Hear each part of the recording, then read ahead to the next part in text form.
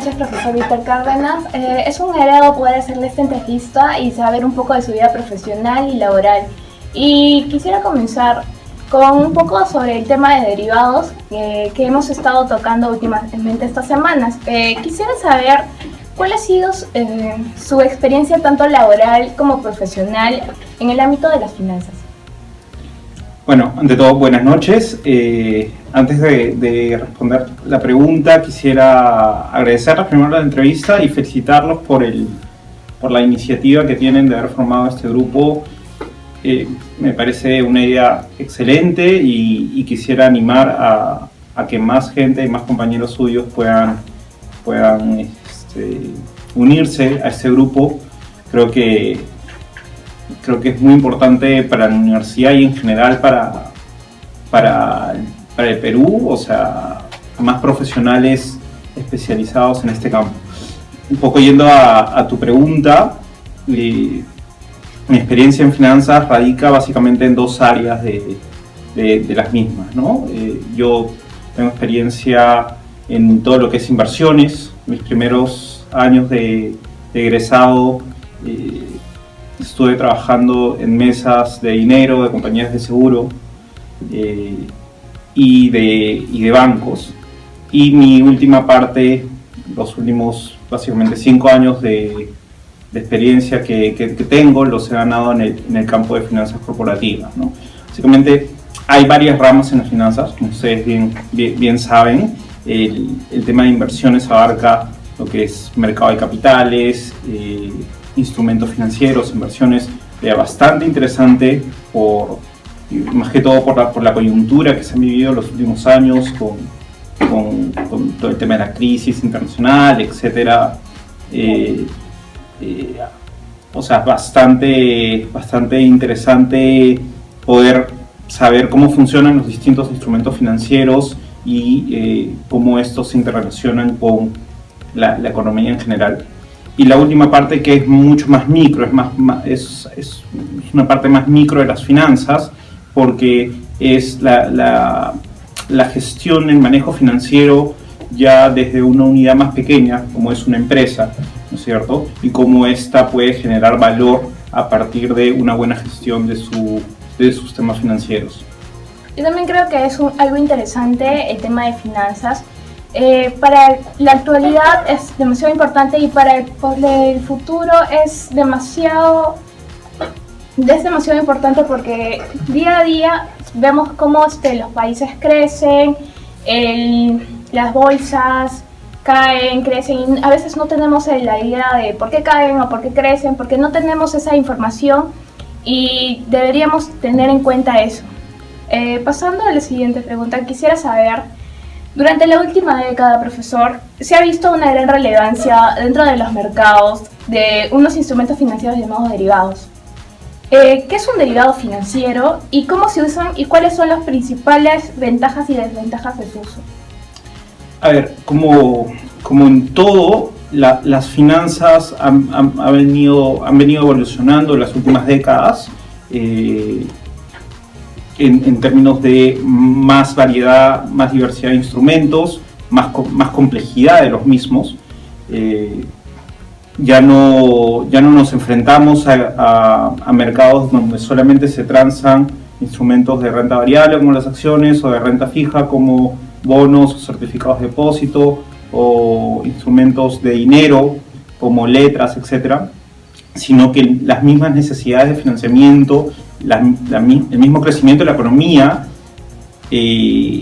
exige o ha exigido nuevos mecanismos de canalización para canalizar fondos hacia agentes superavitarios o deficitarios de fondos, ¿no es cierto? En ese contexto han aparecido los derivados financieros, que son instrumentos cuyo valor está en función de otro instrumento financiero, ¿de acuerdo? Entonces podemos tener derivados financieros que dependen del valor de un activo subyacente, que puede ser una moneda, un índice, un bono, una acción, etc.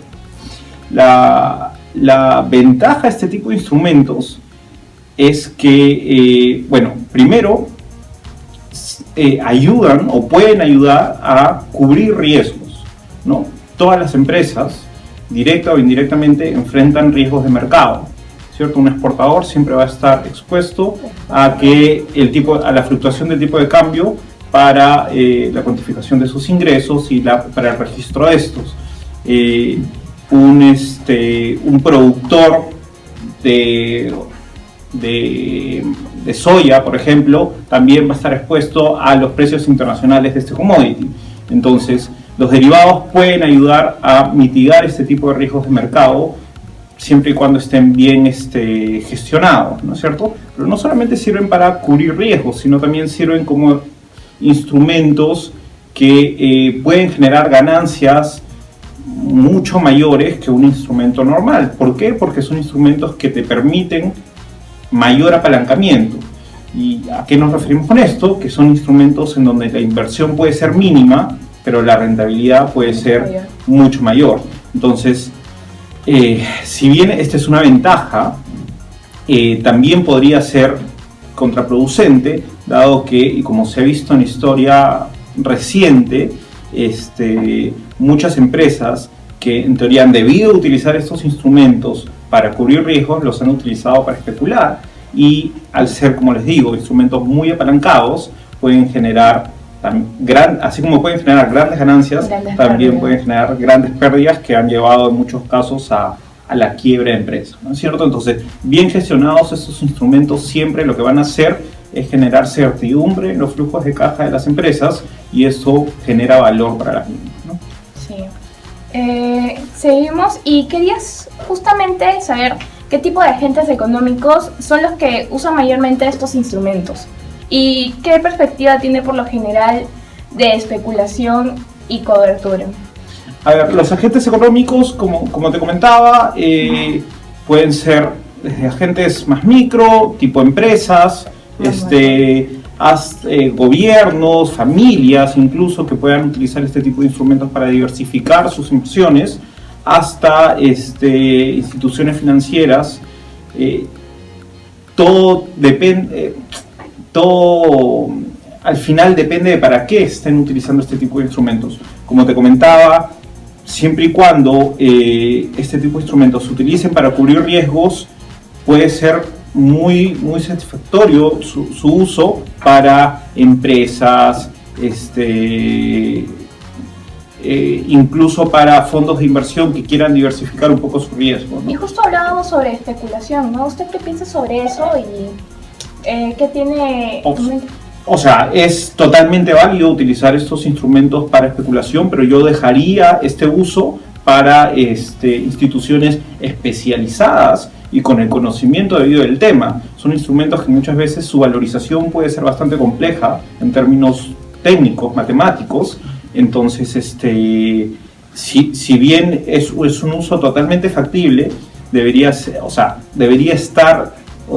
mucho más ceñido a agentes especializados, instituciones financieras, hedge funds, fondos de inversión, bancos, donde su exposición al riesgo de especular con este tipo de instrumentos puede ser acotado y medido de acuerdo a sus áreas de riesgo, ¿no es cierto? Pero es totalmente válido, es un objetivo, o sea, son instrumentos que también te pueden generar retornos supranormales versus otros instrumentos disponibles en los mercados.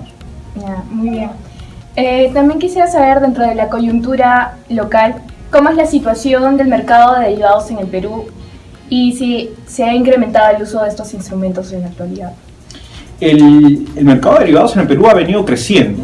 O sea, tengamos presente que en general el mercado financiero peruano, en términos relativos, si nos comparamos no solamente con la región, sino con el mundo, es bastante pequeño, es bastante incipiente, ¿de acuerdo?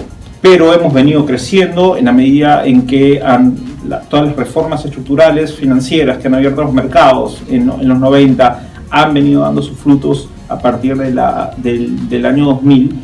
Los mercados financieros han venido creciendo y también los mercados de derivados han aparecido y han venido creciendo. Si bien crecen, son, como te digo, en términos relativos y comparándonos incluso con países de la región como como Brasil, que tiene una bolsa de derivados, o como México, que tiene bolsas de derivados que son muy grandes. Perú ni siquiera tiene una bolsa de futuros, ¿no? Incluso su bolsa de acciones, donde se negocian acciones, es muy pequeña. No tenemos una bolsa de futuros, solo se negocian derivados de forma over the counter, es decir, negociaciones personalizadas uno a uno, o sea, donde el broker es el banco, pero si nos comparamos con 10 años atrás, olvídate, ya en el Perú se negocian opciones, se negocian forwards, se negocian swaps, no en los volúmenes que seguramente quisiéramos, pero por lo menos es un avance y yo creo que ese desarrollo va a continuar y seguramente el crecimiento de los mismos va a ser mayor. Eso también tiene que ver mucho con el conocimiento por parte de las personas que manejan las áreas financieras de las empresas. Si hay un gerente financiero que no sabe cómo funciona un derivado, va a estar muy no va a estar muy convencido de utilizarlo.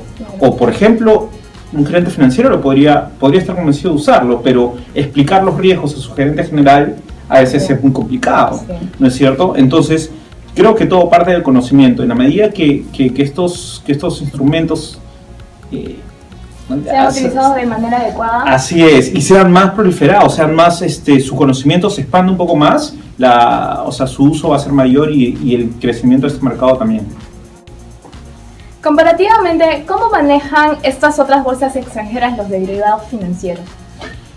O sea, son bolsas o mercados creados exclusivamente para el uso de este tipo de instrumentos, donde hay una autoridad que los regula, hay lo que se llama el clearinghouse, que es la autoridad que hace que los contratos y los acuerdos que se toman al entrar en este tipo de bolsas se cumplan. Entonces hay una serie de mecanismos que se establecen para que este tipo de mercado funcione bien, funcione de forma correcta y es más, que se incentive al uso de los mismos, ¿no?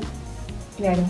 Y para finalizar, ¿por qué deberíamos profundizar el estudio sobre los derivados financieros? Creo que son instrumentos que bien utilizados pueden generar mucho valor y eso puede al final generar una ventaja competitiva frente a otras empresas que no los utilicen. ¿No es cierto? O sea, es como el ejemplo que te ponía.